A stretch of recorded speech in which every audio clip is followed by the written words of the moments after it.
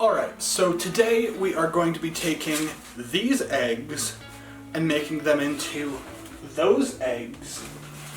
Let me show you how we do it. So, step one, we want to grab an InstaPot. This is a 6-quart version with this little wire rack here to make sure the eggs don't touch the bottom. Then we want to take 1 cup or 240 grams worth of water and put that in the bottom as our steaming liquid. Then we want to take these 2 dozen eggs and put them in the InstaPot. Try not to have the eggs touching the side. It's not super important, but it is helpful and will generally give you better results. We put on the lid and lock it. Then we go pressure cook for 2 minutes and we just let it do its thing. As you can see, that has had 15, now 16 minutes to do its slow release. Our eggs are nicely cooked, and you're going to want to make sure that you don't burn yourself, so grab yourself some decent oven mitts, set this inside the sink, and then I am a firm believer in using ice, because I think it does a better job. I just drop the ice in, and then we can put some cold water on it. I will refresh the ice as needed, but for now, we'll move on to the next step. So, as you can see, I've dumped the water out, and it is now time to peel the eggs. The wonderful thing about doing eggs in the InstaPot is it's relatively easy to peel these compared to any other way I've ever done eggs before. As you can see,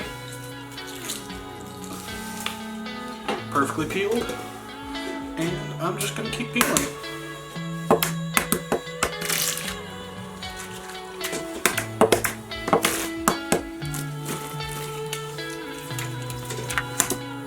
And that's all of them in 5 minutes-ish. So now we're going to take these, put them back into here, and rinse them off.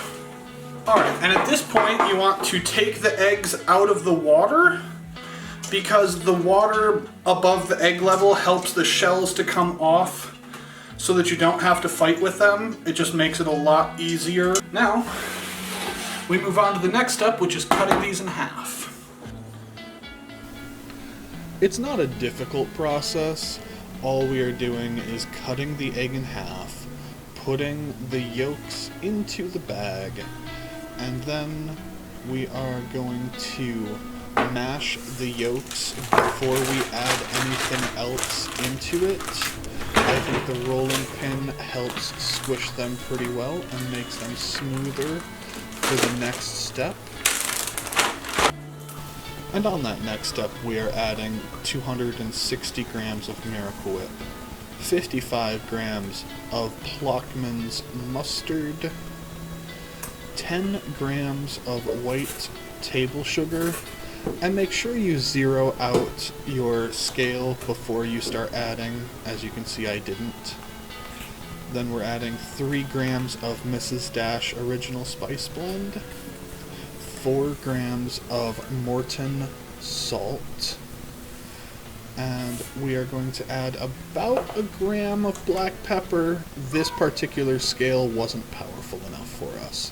Alright, so now that we have all of that in this bag, we need to put these away. They're not dirty, nothing's touched them. If you have small children that like to help in the kitchen, this is the perfect opportunity to get the air out of the bag and let them do the mixing and the mashing.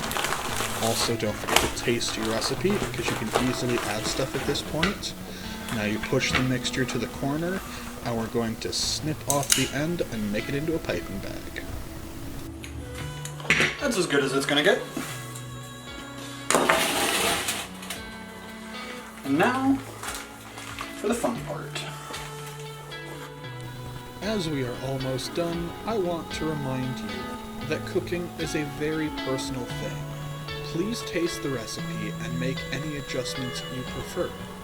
The main things I wanted to share in this video are the ease of peeling the InstaPot provides, the speed and lack of cleanup given by the Ziploc piping bag, and the process of bringing a family recipe that uses old school measurements into the modern era. For the final touch, we put a little more Mrs. Dash on all of them.